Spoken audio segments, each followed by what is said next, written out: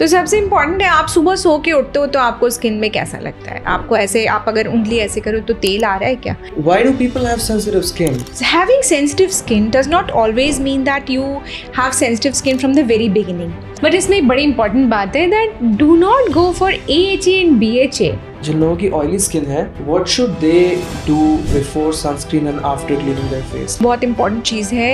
Because that's the third most important thing Yes. in our routine. तो एक बार किसी का बैरियर फंक्शन खराब हो गया तो क्या वो बेगुसरे होगा या फिर कोई होप है अभी? नहीं, बैरियर फंक्शन को ठीक किया जा सकता है बाय बैरियर रिपेयर क्रीम्स. पूरी डब्बी एक बार में लगा लो तो एक दिन में हो जाए? नहीं, डब्बी एक बार में नहीं लगानी है. Barrier function is the major difference between normal skin and sensitive skin. And with regular use you get that baby skin. अगर ऑयली स्किन टाइप को आप ऑयल बेस्ड सनस्क्रीन दे दो, अगले दिन वो ढेर सारे एक्ने के साथ आ जाएंगे. So it's actually a crime. Acid, dry skin, normal skin सब लोग कॉम्बिनेशन स्किन सब लगा सकते हैं? हाँ जी, hyaluronic acid is one of the basic ingredients of skin cells और वो सभी लगा सकते हैं फॉर हाइड्रेशन. वो स्वीट स्पॉट क्या है जहाँ पे आदमी को पता चल जाए कि हाँ ये मेरी नॉर्मल स्किन है और ऐसी ही होती है normal skin?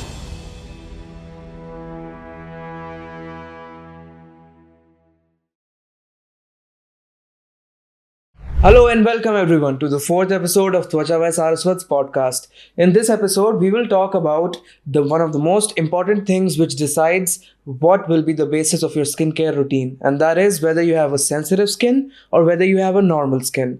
Now, this is very important so that you don't use by mistake, you don't use an ingredient that you don't need to, or you don't miss out on using some ingredient that you should be using. So, our guest today, as always, is Dr. Preeti. Hello. Thank you so much for coming today.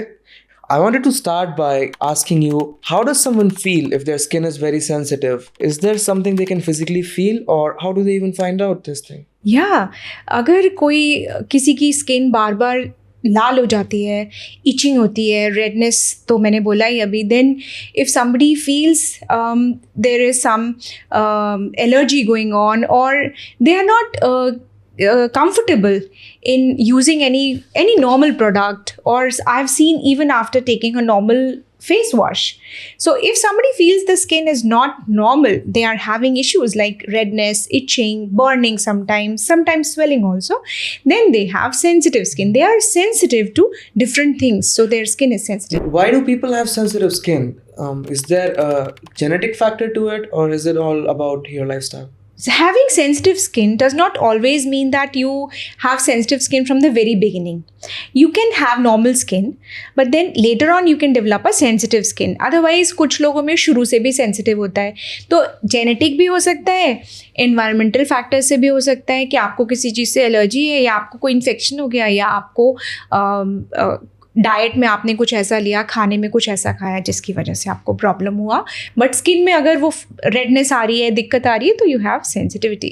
You are not tolerant to major things. Can normal environmental factors also lead to this?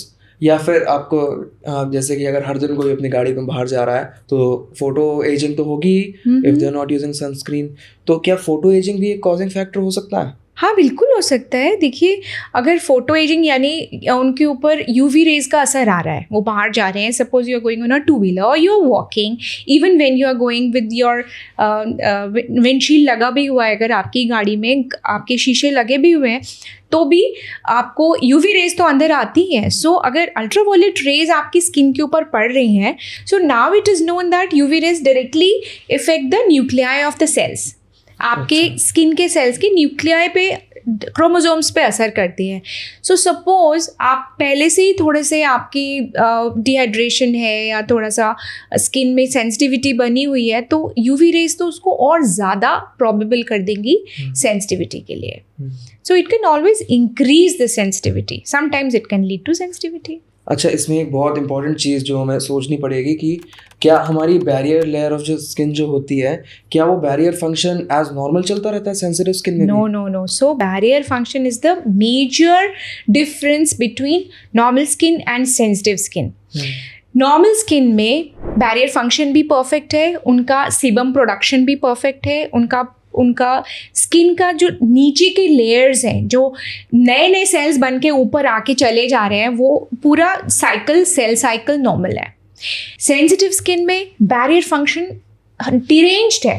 तो अगर उसका जो BRICS हैं वो पूरे आपके sales हैं, अगर उसमें सेरामाइड्स हैं, देन लेसिथिन्स हैं, ये सब चीज़ें अगर प्रोटीन्स हैं, ग्लाइकैन्स हैं, प्रोटियोग्लाइकैन्स हैं, अगर ये थोड़े से डैमेज हो जाएं तो बैरियर फंक्शन ख़राब हो जाता है। तो बाहर की पोल्यूटेंट्स, बाहर की चीज़ें अंदर स्किन को परेशान करेंगी, आपको सेंसिटिविटी बढ़ जाएगी। तो सबसे इम्पॉर्टेंट चीज़ यही है कि बैरियर फंक्शन डिरेंज हो जाता है सेंसिटिव स्किन में। तो एक बार किसी का बैरियर फंक्शन खराब हो गया तो क्या वो गए गुजरे होगा या फिर कोई होप है अभी भी? नहीं, बैरियर फंक्शन को ठीक किया जा सकता है by barrier repair creams. So usually इसमें कितना टाइम लगता है? टाइम सी, अगर आपको कोई चीज़ देखनी है कि आपको स्किन पे असर कर रही है कि नहीं, तो आपको सेल साइकिल के इसको 6 to 12 वीक्स देने चाहिए। अगर पूरी डब्बी एक बार में लगा लो तो एक दिन में हो जाए? नहीं, डब्बी एक बार में नहीं लगानी है, हर चीज़ का एक डोसेज होता है। तो बैरियर फंक्शन रिपेयर करने के लिए आपको things like hyaluronic acid, ceramides, glycerine ये यूज़ करनी है कंसिस्टेंटली, और मिनिमम चीज़ें यूज़ करनी है। ये नहीं इंटरनेट पे पढ़ के ये भी मंगा लिया, ये भी मंगा लिया, सब लगा लिया और एकदम हम ठीक हो जाएंगे, नहीं। So the skin needs time, at least 6 to 12 weeks, and उसमें आपको पता चलेगा कि जो आप बैरियर रिपेयर क्रीम्स लगा रहे हैं उनसे आपको कितना बेनिफिट हो रहा है। ऐसा बोलते हैं, ऐसा माना जाता है, बुक्स में लिखा है कि कोई प्रोडक्ट, कोई इंग्रेडिएंट अगर आपको 1 to 2 केराटिनोसाइट मैच्योरेशन साइकिल यानी सेल साइकिल, हाँ इतना मुश्किल वर्ड नहीं चाहिए, 6 to 12 वीक्स में अगर कोई आपको फ़र्क नहीं कर रहा, you should stop using that. अच्छा, पर अगर किसी की पहले से ही लाइक मानो किसी की ड्राई स्किन है, हाँ, तो अगर वो बैरियर रिपेयर क्रीम लगाने लगेंगे तो क्या इससे सिर्फ कोई प्रिवेंटिव बेनिफिट है या फिर इससे कोई एक्टिव बेनिफिट भी मिलता है उन्हें? दोनों चीज़ें हैं। सी, ड्राई स्किन में अगर आप बैरियर रिपेयर क्रीम लगाओगे तो जो उसकी फ्लेकीनेस और ड्राइनेस की वजह से उसको इचिंग, रेडनेस वो सब हो रही थी, सबसे पहले वो ठीक होगी, एकदम सॉफ्ट स्किन हो जाएगी सबसे पहले आपकी। Yes, and I am so happy that you mentioned barrier repair cream instead of a moisturiser for dry skin. Why? Because खाली मॉइस्चराइजर लगाने से, जो कि वाटर बेस्ड है, रॉन्ग सिग्नल्स जाएंगे ब्रेन में कि हम भाई स्किन के ऊपर खूब अच्छा पानी है, खूब हाइड्रेशन है, और हाइड्रेशन मत भेजो नीचे से, तो आपकी स्किन और ज़्यादा ड्राई होती जाएगी। आप देखो जो लोग ज़्यादा मॉइस्चराइज़र लगाते हैं वो हर थोड़ी देर के बाद जाके मॉइस्चराइज़र एक्चुअली लगाते रहते हैं, क्योंकि उनकी स्किन ड्राई होती चली जाती है। लेकिन अगर आप बैरियर रिपेयर क्रीम लगा रहे हो तो वो आपके इस फंक्शन को ही बेटर कर देगी, हाइड्रेट कर देगी, इमोलिएट कर देगी, और आपकी स्किन बेटर होती जाएगी। इमोलिएट क्या होता है? Emollients are very good lubricants जो कि ऊपर एक लेयर बना दें और स्किन के हाइड्रेशन को बाहर ना जाने दें। तो इसमें और कौन से इंग्रेडिएंट होते हैं which are like good for skin hydration, like actual skin hydration, not just the pretend kind जो आपको नॉर्मल मॉइस्चराइजर मिलता है? हाँ, सो सबसे इम्पोर्टेंट तो जैसे सेरामाइड्स हैं, देन ग्लिसरीन है, देन hyaluronic एसिड है, ये स्किन के क्या hyaluronic acid dry skin, normal skin सब लोग कॉम्बिनेशन स्किन सब लगा सकते हैं? हाँ जी, hyaluronic acid is one of the basic ingredients of skin cells, और वो सभी लगा सकते हैं फॉर हाइड्रेशन। अच्छा, वो पहले से हमारी स्किन में होता है, but we just replenish it with a good cream. Yes. Okay. Exactly. So thank you so much for that. So this actually leads to my next question. अगर आपकी normal skin है तो, because remember this is a sensitive skin, आपने बात कर ली, अब now let's go to the other side, जिन लोगों की normal skin है, उन्हें कैसे पता चलेगा कि उनकी normal skin है? और अगर उन्हें एक बार दिख गया कि they know that उनकी normal skin है, तो do they still need to maintain it या फिर like whatever they're doing right now is fine? सो अगर कोई अपनी स्किन के बारे में ज़्यादा बात नहीं कर रहा है, वो सेटिस्फाइड है, तो ऑब्वियसली उसकी नॉर्मल स्किन है, वो आराम से कुछ भी लगा रहे हैं, उनको कोई सेंसिटिविटी नहीं हो रही, रेडनेस नहीं हो रही। अच्छा, ये नहीं हो रही, पर द मेन वे लोगों को पता चलता है उनकी ड्राई है या सेंसिटिव है is by whether their skin produces excess oil और whether it becomes really dry. Now for me, like I am someone, कभी कभी थोड़ी एक्सेसिव ऑयलीनेस हो जाती है, पर लाइक अगर थोड़ा ठंडा दिन है तो मेरे को लगता है कि अरे आज तो मेरी ड्राई स्किन है, तो वो स्वीट स्पॉट क्या है जहाँ पे आदमी को पता चल जाए कि हाँ ये मेरी नॉर्मल स्किन है और ऐसी ही होती है नॉर्मल स्किन? तो सबसे इम्पॉर्टेंट है, आप सुबह सो के उठते हो तो आपको स्किन में कैसा लगता है? आपको ऐसे, आप अगर उंगली ऐसे करो तो तेल आ रहा है क्या? सबसे इम्पॉर्टेंट, लोग बोलते हैं नोज पे करो, या जैसे लोग हम पूछते हैं what is your skin type, अगर पूछा, वैसे तो we have a dermascope, we की do the dermoscopy, but then we also ask, हाँ आप घर में सुबह उठते हैं तो आप देख लो कि आपको ऑयलीनेस है क्या कहीं पे, अगर है तो देख लो कहाँ कहाँ है। तो combination skin is the most common skin type, frankly speaking. The T zone is like forehead and जैसे लंबा इधर ये हॉरिजॉन्टल, ये vertical, U zone is this is U, yes. तो combination is the most common. And वैसे भी age wise आप देखो, प्यूबर्टल एज ग्रुप से थोड़ा सा यंग एज ग्रुप में जाने पे मैक्सिमम लोगों का ऑयली स्किन ही होता है। अच्छा, किसी किसी का ऑयलीनेस तो ज़्यादा होता है लेकिन साथ में डिहाइड्रेशन होता है। तो आपने देखा है नोज़ के दोनों तरफ कभी कभी फ्लेकीनेस होती है, किसी को रेडनेस होती है, लेकिन साथ में फ्लेकीनेस भी होती है, यूजुअली आफ्टर पूरे दिन स्पोर्ट्स खेलने के बाद। हाँ जी बिल्कुल। तो हाइड्रेशन आपको पता चलेगा कि खिंच रहा है बहुत, बार बार ऐसा लग रहा है कुछ लगा लो, स्किन में खिंच रहा है, दैट इज डिहाइड्रेशन। और ऑयलीनेस तो ऑयल दिखता है। तो क्या डिहाइड्रेशन के लिए क्या मॉइस्चराइजर काम करेगा स्किन पे, या फिर is your only choice glucose वाला पानी? नहीं, डिहाइड्रेशन, सो अगेन डिहाइड्रेशन अगर स्किन पे ही हो रहा है सिर्फ ना, तो आपको स्किन के ऊपर अपना बैरियर रिपेयर क्रीम लगाना है। आपकी पूरी बॉडी में हो रहा है तो आपको अलग सिम्टम्स होंगे फिर? हाँ बिल्कुल, अगर पूरी बॉडी में हो रहा है तो वो एक मेडिकल कंडीशन हो गई जिसमें आप स्किन पिंच टेस्ट करोगे। फिर वो उसका रीज़न भी है कि आपको, आप बहुत ज़्यादा धूप में हो, दिन भर स्पोर्ट्स खेल रहे हो, या आपको डिहाइड्रेशन हुआ ड्यू टू डायरिया और अदर रीजंस, या कोई और मेटाबॉलिक प्रॉब्लम है। बट अगर हम सिर्फ स्किन की बात करें तो स्किन का डिहाइड्रेशन का मतलब है कि स्किन के ऊपर उतना हाइड्रेशन नहीं पहुँच पा रहा अंदर से, सो हम उसको फिर तो ऐसे केसेस में तो you obviously need like a long term change in your skin care routine to adapt to your new lifestyle. पर अगर कोई मोर और लेस नॉर्मल अपने डे टू डे जा रहा है तो क्या उसे भी नॉर्मल स्किन है जिसकी, क्या उसे भी कोई मेंटेनेंस करना चाहिए अपनी स्किन का, या फिर राम भरोसे छोड़ना? ना बहुत इंपॉर्टेंट क्वेश्चन है जी। अगर आपकी बिल्कुल नॉर्मल स्किन है और आप रोज़ बाहर भी जा रहे हो, आपके सारे एनवायरमेंटल फैक्टर्स आपके ऊपर एक्ट कर रहे हैं, पोल्यूटेंट्स एक्ट कर रहे हैं, then you are ageing also, और आप धूप में भी जा रहे हो तो फोटो एजिंग भी हो रही है। तो अगर आप ध्यान नहीं रखोगे तो फिर ज़्यादा दिन आप नॉर्मल स्किन वाले नहीं रहोगे, आपकी धीरे धीरे सेंसिटिव स्किन होगी, एजिंग होती जाएगी। तो in order to take care of the skin so that the skin remains normal for a longer duration, you need things to have a skincare routine जिससे आप स्किन को केयर कर सको। You very eloquently put that ceramides are the building blocks of your skin. अभी थोड़ी देर पहले हमारी बात हुई थी। तो ceramides obviously उन लोगों में भी है जिनकी नॉर्मल स्किन है। Sure. तो क्या उन लोगों को भी ceramides NG वाली क्रीम लगानी चाहिए? ceramides NG is just plant based ceramides. तो क्या उन लोगों को भी ceramides? हाँ, जैसे मैंने अभी बताया आपको अपनी स्किन केयर करनी चाहिए, तो उसमें सुबह जैसे आपने एक माइल्ड फेस वॉश से फेस वॉश किया, उसके बाद आप अपने स्किन का बैरियर फंक्शन बेस्ट रखने के लिए, जो कि हेल्दी स्किन का सूचक है, barrier function means your skin is healthy, तो उसके लिए you can always use barrier repair cream with ceramides NG।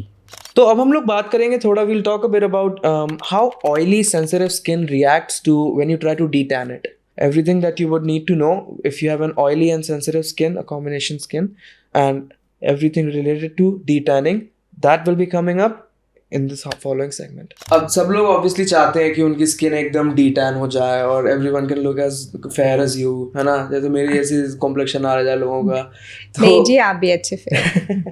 तो पर जिन लोगों की सेंसिटिव स्किन है वर्सेस जिन लोगों की नॉर्मल स्किन है, डिटैनिंग प्रोसेस उनके लिए ऑब्वियसली बहुत अलग होगा, because you need to make sure you don't use some test. हाँ, तो सबसे पहली चीज लोगों को आप क्या बताना चाहेंगे कि what is the most important thing when you have sensitive skin and you just trying on new products for detanning? So sensitive skin में एक तो बहुत डर लगता है कि आपने कुछ ऐसा लगाया और पता चला सब बहुत ख़राब हो गया फेस। सबसे पहले पैच टेस्ट करना चाहिए। पैच टेस्ट क्या होता है?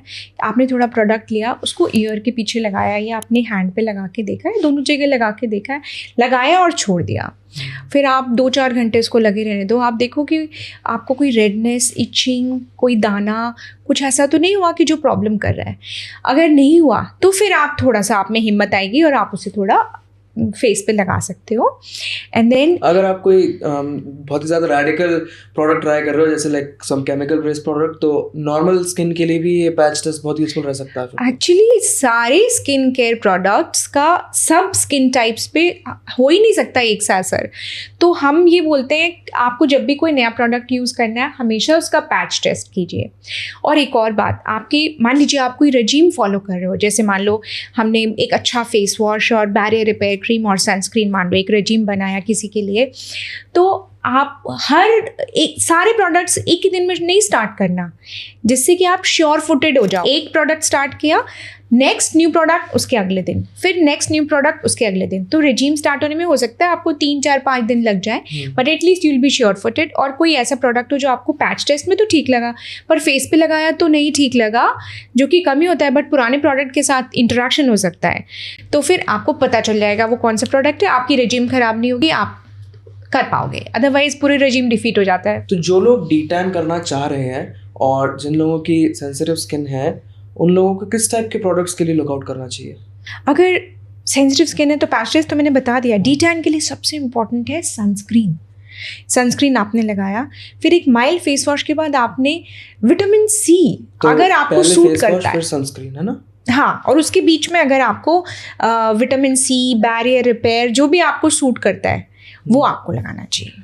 तो अगर किसी को डीटैन करना है, an effective regime then for them would be सबसे पहले to clean your face with a deep cleanser or hydrating cleanser based on your skin type. If you have oily skin, something to like unclog your pores. If you have dry skin, obviously some hydrating cleanser. Sure. So after that, if you have sensitive skin, you can use moisturizer, which is barrier repair cream. But would you still recommend that same cream for people who have oily skin? Barrier repair cream, barrier तो oily skin वालों को भी चाहिए, but in a very mild quantity, very small quantity. तो उन लोगों के लिए आप कौन सा, जिन लोगों की ऑयली स्किन है, what should they do before sunscreen and after cleaning their face, like the middle ground? उनके लिए एक बहुत इंपॉर्टेंट चीज़ है एस्ट्रिंजेंट। What is astringent? बहुत पॉपुलर वर्ड है, but nobody really seems to know आजकल की astringent वर्ड का मतलब क्या होता है। एस्ट्रिंजेंट को मैं बोलूँगी ऑयली स्किन के लिए, ऑयली स्किन का टोनर है। अब टोनर क्या होता है? जब भी आप अपना फेस वॉश करते हो, कोई भी सोपी या फेस वॉश होता है, तो उसका pH जो होता है वो थोड़ा अल्कली की तरफ होता है। हमेशा सोप होते ही अल्कलाइन है, और हमारी स्किन का नॉर्मल pH 5.5 है, जो कि एसिडिक की तरफ है। टोनर उस एल्कली का जो थोड़ा रेजिड्यू रह गया है फेस पे, उससे मिलकर उसको थोड़ा नॉर्मल pH की तरफ लाता है।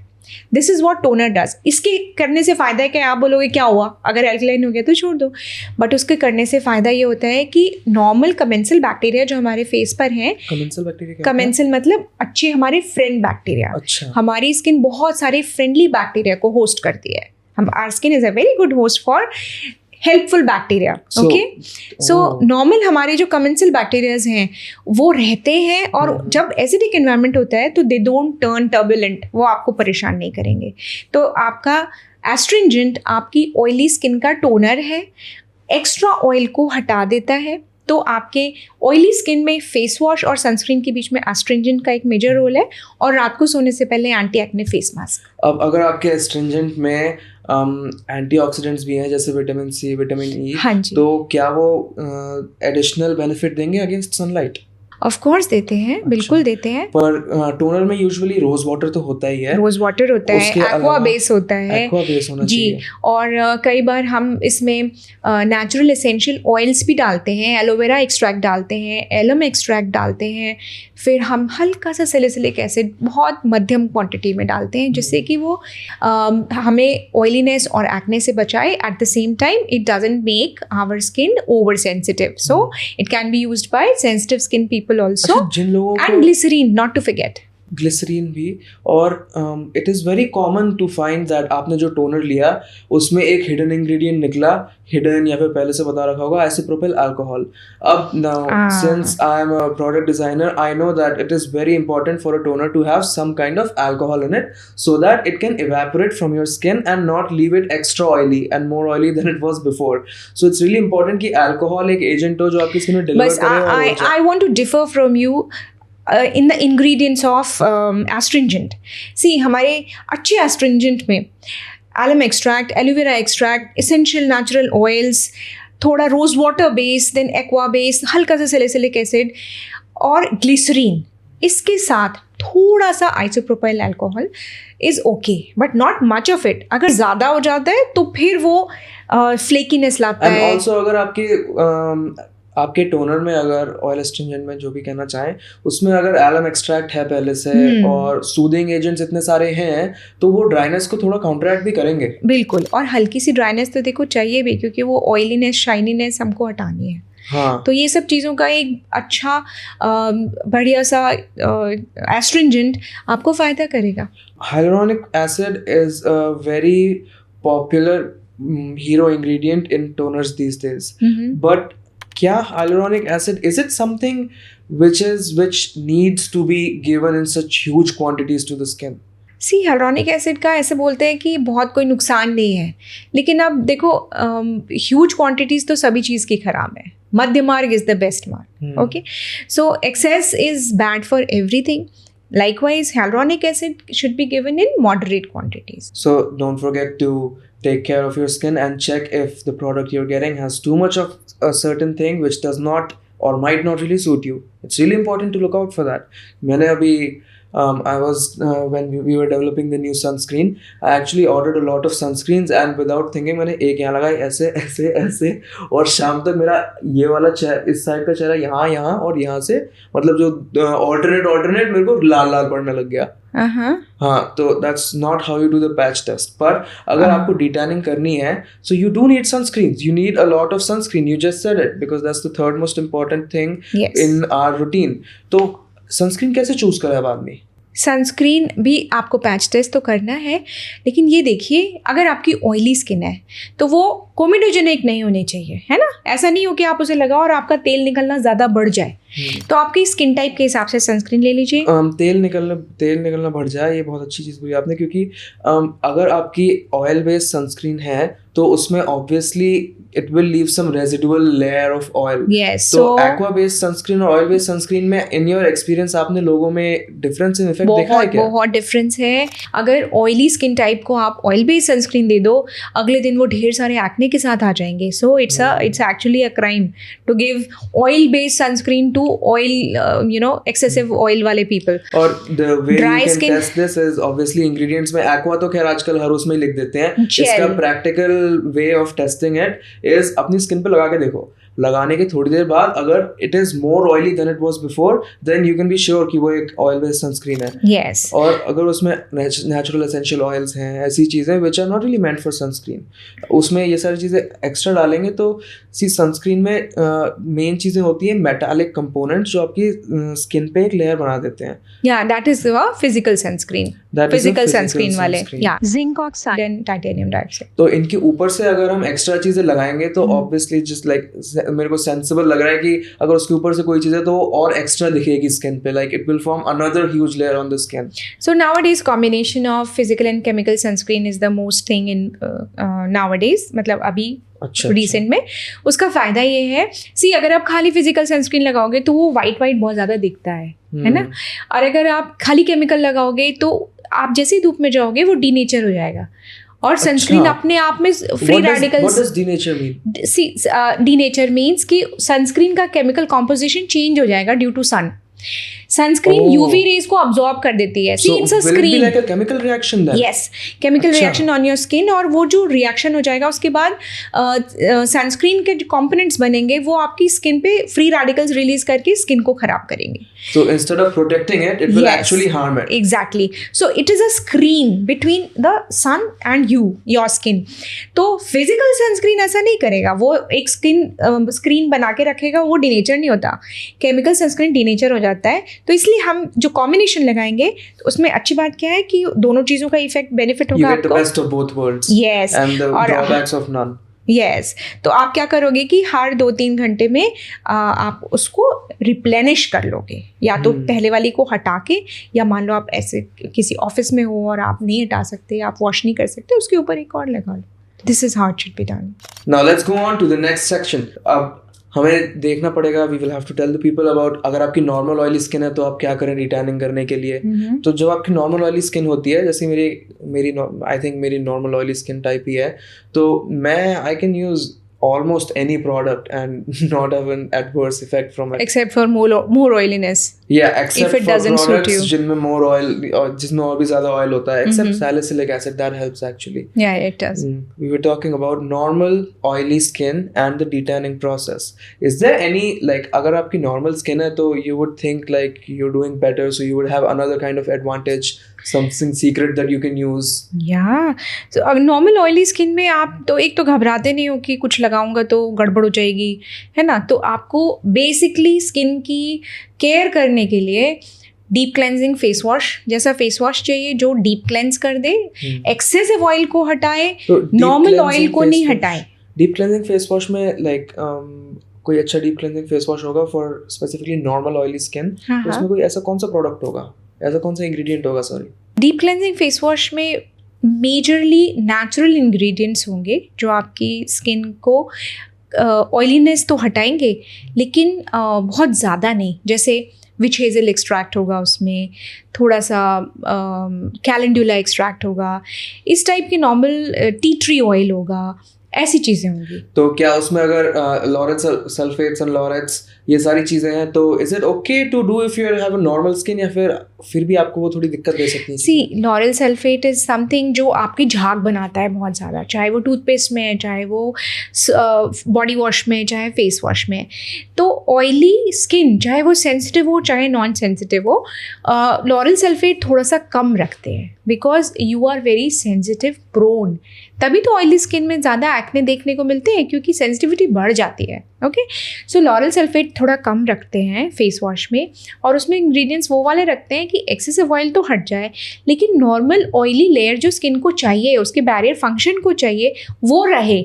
It should not deplete every pint of oil from your skin. ऐसा नहीं है पूरा ही निचोड़ के रख दिया, ऐसा नहीं है. तो एक नॉर्मल ऑयलीनेस बनी रहे. ओके, अगर आपके प्रोडक्ट में ज़्यादा लॉरेल सल्फेट्स हैं तो पहली चीज़ तो telltale sign would be like हाथ में लेते ही शैम्पू की तरह झाग बनाने लगेगा. तो अगर कोई प्रोडक्ट ज़्यादा ही झाग बना रहा है then people should look out for it, right? Yes, okay, they should see about it. फिर नॉर्मल ऑयली स्किन में आप एस्ट्रिंजेंट यूज़ करोगे जिससे आपकी स्किन वापस थोड़ी और नॉर्मल की तरफ रहे. एंड आप विटामिन सी भी यूज़ कर सकते हो क्योंकि सेंसिटिव ऑयली स्किन में कभी कभी विटामिन सी सेंसिटिविटी बढ़ा देता है और एक्ने निकाल देता है. एक्ने ज़िट्स पॉप अप कर जाते हैं. यस, तो लेकिन is this only vitamin C या फिर विटामिन ई में भी ये होता है? नहीं, only vitamin C, only vitamin C, क्योंकि विटामिन सी एस्कॉर्बिक एसिड है, वो थोड़ा सा तो हल्का सा स्किन को स्टिमुलेट करता है. तो अगर सेंसिटिव ऑयली स्किन है तो एक्ने प्रोन हो जाता है कभी कभी, सबको नहीं, but we should look for it. लेकिन अगर नॉर्मल ऑयली स्किन है तो people usually can use, but then again you need to do a patch test. ठीक है, देन बैरियर फंक्शन तो इम्प्रूव करना ही है, भले ही थोड़े से उसको लगाओ. एंड फिर सनस्क्रीन यूज़ करनी है. आप बाहर जा रहे हो, आपका आउटडोर एक्टिविटीज़ हैं, आउटडोर आपका फील्ड वर्क है, लौट के घर आएंगे तो देन आपको फेस क्लीन करना है. ज़रूरी नहीं कि आप फेस वॉश करो हर बार फेस वॉश से, आप पानी से भी क्लीन कर सकते हो. अच्छा, हर बार क्लेंजर यूज़ करना ज़रूरी नहीं? नहीं, बिल्कुल ज़रूरी नहीं होता है. और एक और बहुत इंपॉर्टेंट बात है that we need to use moderate quantities. भर के बहुत ज़्यादा कुछ भी नहीं लगाना है. See we should be very cautious कि चीज़ें बहुत ज़्यादा यूज़ नहीं करनी है, थोड़ी क्वांटिटी में यूज़ करनी है. आपने थोड़ी क्वांटिटी में लेना है जब भी लेना है. तो कई लोग सुबह फेस वॉश यूज़ करना चाहते हैं, बट मैं कहती हूँ सुबह अगर नहीं भी करो तो शाम को कर लो. अगर शाम को कर लिया तो सुबह मत करो. हर बार फेस वॉश नहीं यूज़ करना है. पानी से फेस वॉश, इतना हाईली इफेक्टिव फेस वॉश अगर दिन में 1-2 बार लगाओगे तो एकदम नेचुरल एसेंशियल ऑयल्स तो गायब ही हो जाएंगे फिर. हाँ, लेकिन इनमें बस वो लोगों को मैं बोलना चाहती हूँ, कुछ लोगों को बहुत ही ज़्यादा ऑयली स्किन होती है. अच्छा, मतलब 2 घंटे बाद ही ऐसे हो जाता है. हाँ, उनको करना पड़ेगा. वो खुद ही बोल देते हैं डॉक्टर नहीं हमको लगाना पड़ेगा. देन आई सेड ओके ठीक है. This actually brings up something. इतना कॉमन मिसकंसेप्शन है लोगों का कि हमारी ड्राई स्किन है, हम 2 हफ्ते ये चीज़ लगाएंगे फिर हमारी स्किन इतनी ऑयली हो जाएगी कि ऐसे करेंगे तो तेल निकल के आएगा. नहीं ऐसा नहीं होता भैया. और ऐसा करना भी नहीं है, वरना कोई ना कोई साइड इफेक्ट होगा ही होगा. Yes, I don't think people realise कि स्किन आपकी बॉडी का सबसे बड़ा ऑर्गन होता है. It is the It largest needs to be organ. treated with that much care. And it is a dynamic organ. ऐसा नहीं है कि ये पेंट चिपका दिया है, नहीं, it's a dynamic organ. The cells, they continue growing, they are shed off, again new ones keep on coming. तो ये dynamic सेल लेयर चल रही है. जो सेल 30 साल पहले था वो अब नहीं है. 6 वीक्स में सेल पूरा सेल बदल जाते हैं. अच्छा, रेटिनॉल एक्चुअली टाइम फ्रेम कम कर देता है ना इस साइकिल का? रेटिनॉल टाइम फ्रेम फिक्स कर देता है, तो उसको बेटर कर देता है. इट्स अ गुड थिंग कि ये सेगवे मिल गया हमें, बिकॉज अब हम लोगों को बात करनी है how retinol can be used in normal skin. Normal skin में भी, और अभी जो हम बात कर रहे हैं ऑयली नॉर्मल स्किन में, है ना, उसमें हम रेटिनॉल रात में यूज़ कर सकते हैं. रात में obviously retinol is to be used during the night time, क्योंकि रेटिनॉल लगा के धूप में नहीं जाना है बिल्कुल भी.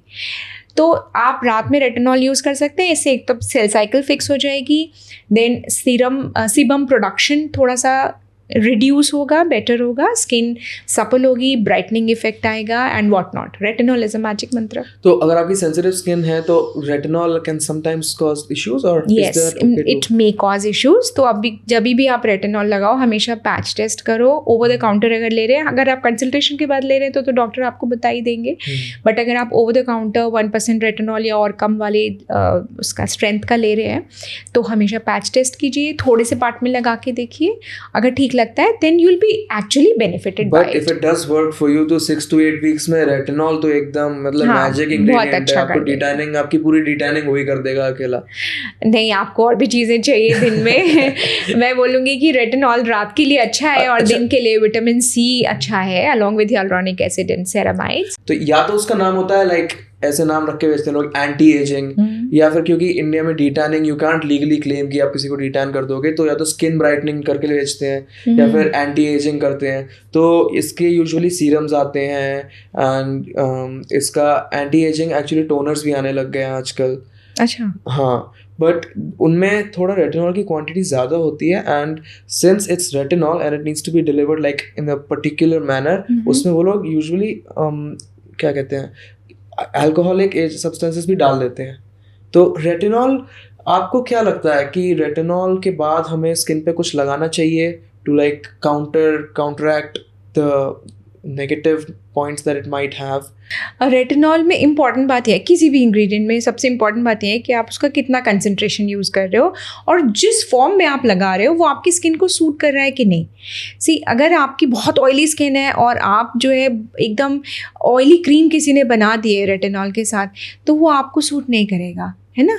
लेकिन अगर नॉर्मल क्रीम है और आपकी स्किन को सूट कर रहा है, या फिर आप जैसे अभी आप सिरम बता रहे हो, तो अगर वो भी आपको सूट कर रहा है तो इट इज़ ओके, जब तक कि उसका कंसंट्रेशन ठीक है. और कुछ ऐसी चीज़ें रेटिनॉल को का इफेक्ट काउंटरैक्ट करने के लिए मेरे ख्याल से तो लगाने की ज़रूरत नहीं है. अगर कोई ऐसा प्रोडक्ट है जिसके लिए आपको काउंटरैक्ट करना पड़ रहा है तो वो आपको नहीं लगाना है. So it doesn't suit you in the first place. Yes, and always go for simpler products. So retinol, it improves the skin cells turnover cycle. So my stupid question is, अगर आप रात में रेटिनॉल लगा रहे हैं तो you don't want it to like be tanning you during the day. तो अगर आप सुबह अपना क्लेंजर स्किप कर देंगे and you don't wash your face, तो क्या retinol does it still stay there on your skin when you go out? और अगर ऊपर से सनस्क्रीन लगा ली तो it will be okay? अगर आप क्लेंजर से क्लीन कर लोगे तो सबसे अच्छा तो यही रहेगा.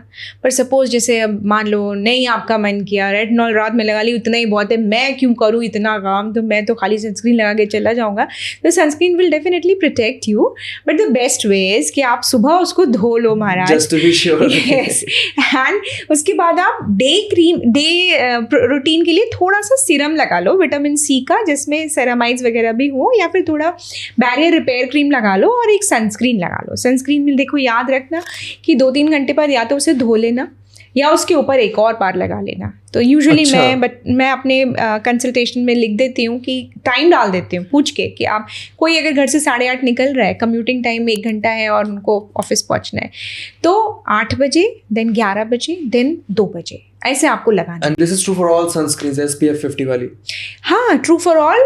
जब तक कि आप खड़े होके मैदान में क्रिकेट नहीं खेल रहे हो या आप डायरेक्ट स्विमिंग नहीं कर रहे हो, है ना। अगर आप बिल्कुल धूप के नीचे नहीं हो, धूप के नीचे हो तो देखो फिर आप 1-1.5 घंटे में दोबारा रिप्लेनिश कर लो।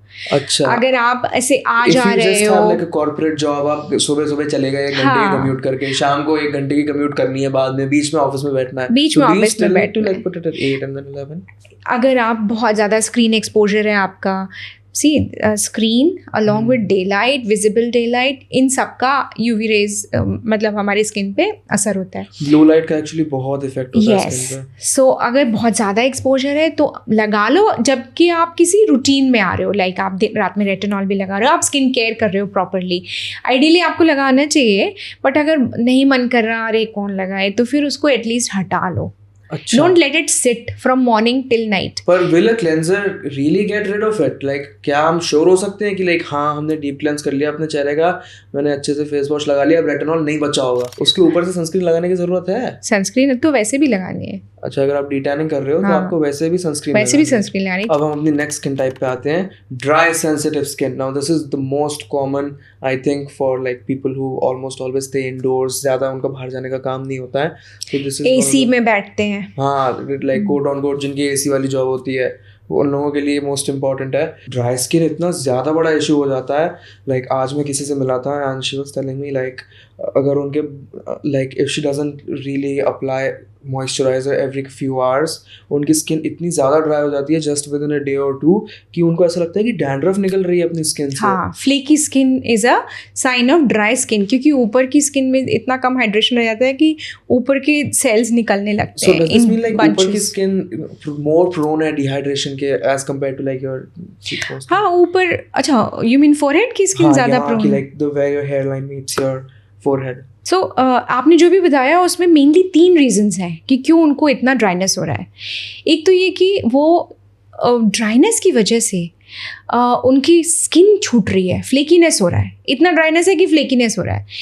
And she goes on putting moisturiser. As I told you, अगर वो खाली मॉइस्चराइजर लगाएंगी तो वो स्किन की तरफ से जो सिग्नल जाएगा ना अंदर बॉडी में कि यहाँ बहुत सारा हाइड्रेशन है और पानी मत भेजो अंदर से, तो वापस yes it becomes a vicious cycle. The more she puts moisturiser the more there is a dryness and flakiness.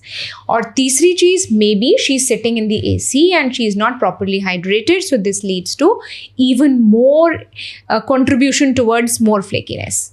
समझे आप? तो आपको हाइड्रेशन ठीक रखना है, एसी से बाहर निकलते रहिए, एसी थोड़ा बंद करते रहिए, आप बार बार मॉइस्चराइजर मत लगाइए, सेरामाइड्स वाली क्रीम्स लगाइए जो आपको प्रॉपर हाइड्रेट करें and be healthy.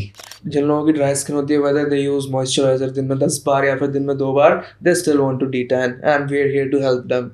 So what would be your tips for those who want to detan with a dry and sensitive skin?